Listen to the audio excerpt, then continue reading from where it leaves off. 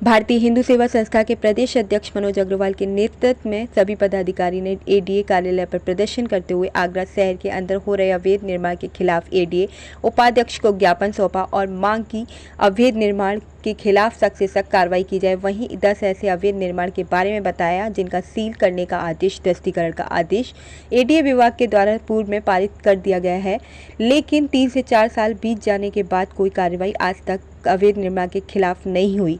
हिंदू सेवा संस्था के प्रदेश अध्यक्ष मनोज अग्रवाल ने एडीए के अधिकारियों पर भ्रष्टाचार और मिली भगत का आरोप लगाया और कहा कि विभाग के अधिकारी बिल्डरों से मिलकर अवैध निर्माण करवा रहे हैं।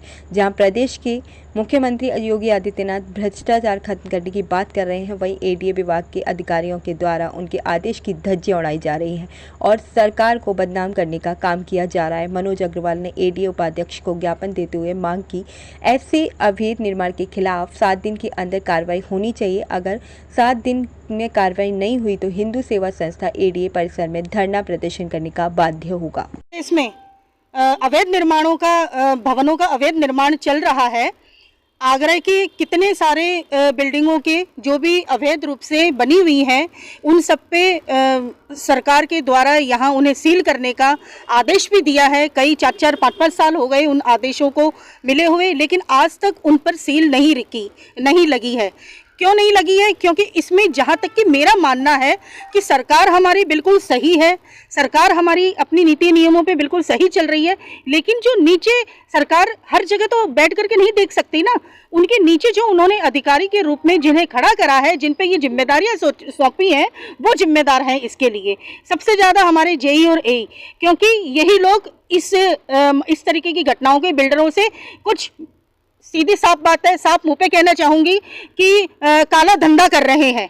इसीलिए आज वो बिल्डर्स भी बिल्कुल छाती तान करके बड़ी बड़ी अवैध बिल्डिंगें बना करके बैठे हुए हैं, जिन्हें किसी प्रकार का कोई डर नहीं है और उसमें बदनाम होते हैं उच्च अधिकारी। तो हमने आज हमारी जो नवनियुक्त हमारी उपाध्यक्ष आई हैं महोदया, हमने उनके संज्ञान में ये सारा मामला हम लेके आए हैं और उन्होंने हमें 7 दिन का 1 हफ्ते का टाइम भी दिया है।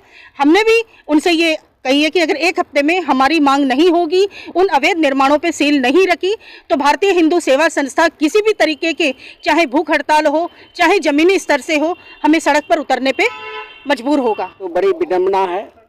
हम लोगों ने आशा करके ऐसी सरकार को बनाया जो हमें निष्पक्ष और अच्छी सरकार मिलेगा, लेकिन सरकार हमारी सही है, योगी जी सही है, लेकिन अधीनस्थ अधिकारियों द्वारा ही लापरवाही और घोर बिल्कुल मिलीजुली भगत से इन्होंने आगरा ही नहीं अन्य प्रदेश, पूरे उत्तर प्रदेश में ही अवैध निर्माण कहीं भी मिल सकता है आपको। आगरा में जिस एडीए द्वारा नोटिस जारी करके सील करने का नोटिस दिया गया, उसी पे अवैध निर्माण प्रारंभ है और शुरू है, लेकिन एडीए अब तक कार्रवाई नहीं कर रही है। हम लोग बिल्कुल प्रदेश अध्यक्ष मनोज अग्रवाल जी के नेतृत्व में 1 सप्ताह का टाइम मैडम जी उपाध्यक्ष जी ने दिया है। अगर 1 हफ्ते के अंदर कार्रवाई नहीं हुई तो आंदोलन करने पर विवश हो जाएंगे। एडीए से मांग ये है कि पूरे आगरा शहर में जिस तरीके से अवैध निर्माण हो रहे हैं, क्षेत्र के जेई और एई की मिली भगत से जिस तरीके से ये लोग अवैध निर्माणों को करा रहे हैं, मैं इसकी घोर निंदा करता हूं।